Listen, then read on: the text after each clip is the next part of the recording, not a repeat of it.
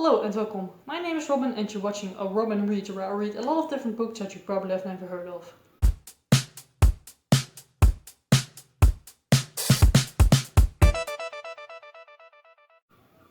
So today is the start of my reading vlog, another reading challenge that I'm going to do, and that challenge is going to be reading outside of my comfort zone basically.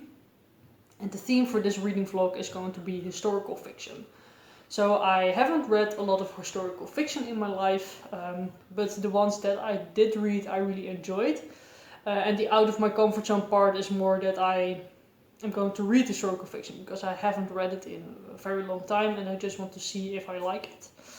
So I have 3 books on my TBR.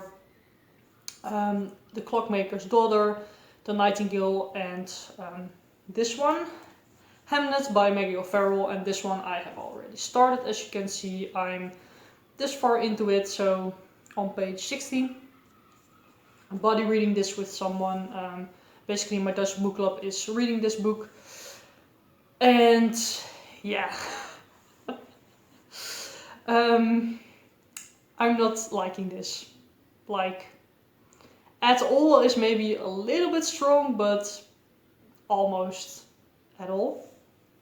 Which is very difficult. Ugh, I hate when that happens, but so this story, if you don't know, is about Hamnet, and Hamnet was the son of William Shakespeare. And I'm not going to say anything else, because the first thing that really annoys me is that on the back there is this sentence, which I'm not going to read because I think personally it's a spoiler. You know, if you know the history of like Hamlet, sure, but I don't, so it's a spoiler for me.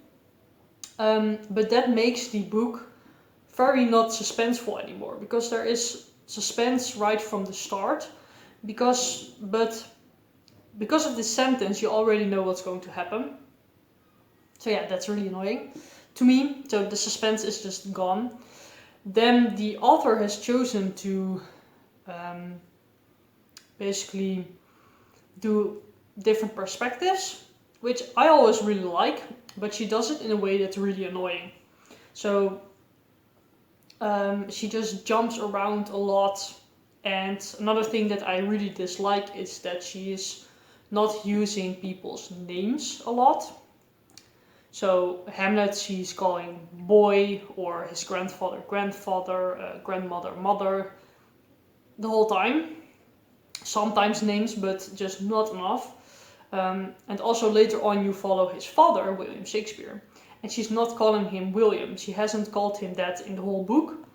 My buddy said, like, that's because the author doesn't want you to see him as Shakespeare, see him as the poet, and not like this figure.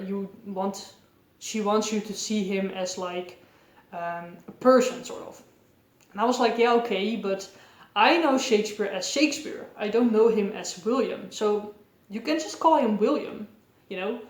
Then you have the same thing, but you're just calling him by his name, which makes it very much easier to read and just to understand where you're at the story, and you're not guessing like, who is she talking about? Is this William Shakespeare? Isn't it?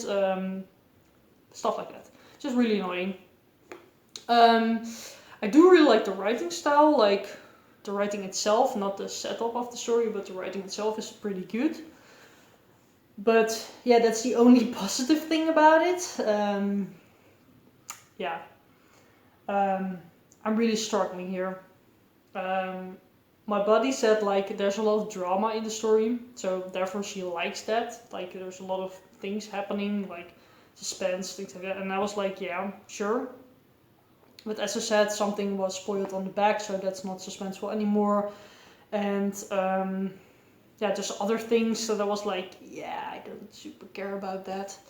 Yeah, I don't know. I just I'm not vibing with this book, and I should be reading it right now because yeah, just need to read this this part today. But yeah, I really don't know. this is always what happens with me. My body said, like, I think it's very good that you don't read books you don't like, but I keep making the mistake to do like these videos and then choose something that I am going to dislike. But yeah, I actually just read the first sentence of the book beforehand because I was like, I really want to know what the book is like. So I read the first page. As I said, the writing is very good, and I thought the story was sort of interesting, but yeah, I don't know. It's about Hamnet, and he hasn't been here a lot in the story a lot, which is weird to me, and I don't think he will be a lot in the story. But the book is called Hamnet, so yeah, stuff like that. It's just bugging me. But yeah, I'm gonna shut up now. Let me know down below what you thought of this book, and I will keep you updated on how this goes. Yeah, right now I'm just like, I might go, I might do the audiobook, but that one is in Dutch, this one is in English, but I'm like, yeah, might just listen to the audiobook, maybe that helps. And maybe the Dutch will help as well. Not always, but sometimes it does help to change up languages for me. But yeah, you will hear about my thoughts later. Hello again, so update on how it's going with Hamnet by Maggie O'Farrell. As I mentioned in my last clip, I was going to switch to the audiobook, the Dutch audiobook, and that really helped. The narrator is very good, which really helps me with just enjoying the book more. And yeah, therefore I can just read it more easily. The story itself is more in a straight line. First it was very much with different perspectives, different timelines, but now it's pretty steady on how the story is told, so that's very nice, I think, because then I get it more. The thing that's still annoying me is that the name of William Shakespeare isn't mentioned, but that's a small thing. The story itself is just okay, it's not like super interesting. The thing for me is with these kind of books, I want to know what is history and what is made up, because there are certain aspects of a book I was like, that isn't very a history thing, that could be like more another kind of thing, fake, but yeah, so that was a bit weird. So I had a discussion with my book friends, and we talked about like forewords, introductions to books. And with this book, it would have been nice to have like an introduction of a little bit more of the life of Shakespeare and about Hamnet a little bit. Not too much, but a little bit about Shakespeare and his wife and Hamnet. So I can feel that it's more historically accurate. I just don't know if it is. So yeah, it's just okay so far. I'm just not like really loving it, but I'm not anymore on like the verge of DNFing it. So I'm going to finish it probably like tomorrow, and I will update you later. Hello again, so update on my reading for Hamnet by Maggie O'Farrell. So last time I talked a little bit about like that I was really needing like an introduction to the book. So I finished the book, and after that I went on to Wikipedia to just look a little bit more into the life of William Shakespeare and about his wife and his children. So his wife is called Anne Hathaway, which I think is pretty funny, to be honest, because I really like Anne Hathaway, the actress. And yeah, his children did have the same names as what was in the book. So that was accurate, but there wasn't anything else that was really like mentioned um, about like his wife or like the children, stuff like that, and also not really about his life. Just a little bit, especially after he was like made famous and doing the plays and stuff. And also, what was mentioned in the on the Wikipedia page was that the play Hamlet probably wasn't inspired by his son Hamlet. So that was a little bit like okay, because this book is sort of centered around that a little bit. So that felt a bit weird to me. What also felt a little bit weird to me in this book is the wife of William Shakespeare. I'm just gonna call him that. Yeah, her name in this book is Agnes, and she was very much portrayed as like this witchy kind of woman,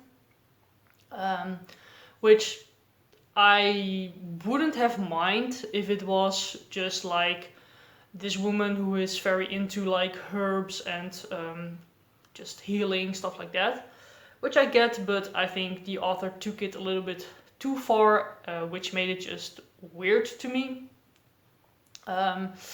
So that was just not a thing that I loved about the book. I also didn't like certain scenes in the book. One of them was the apple scene. If you know, you know. I hated that scene. I felt that it was weird and just, yeah. The other one I saw on Goodreads with frequently with like questions that people had about the flea scene, and that one just wasn't accurate in like the details. So I think Maggie O'Farrell could have just gotten some details better. And then, yeah, just my overall thoughts on the book. I think the writing was pretty good. I really enjoyed the writing, like how it wasn't very difficult. I think I really liked descriptive writing, which was a little bit in here, so that was also good. Then the story itself, first it was a little bit all over the place, but after the first beginning, it went a little bit more in a straight line, which I really liked.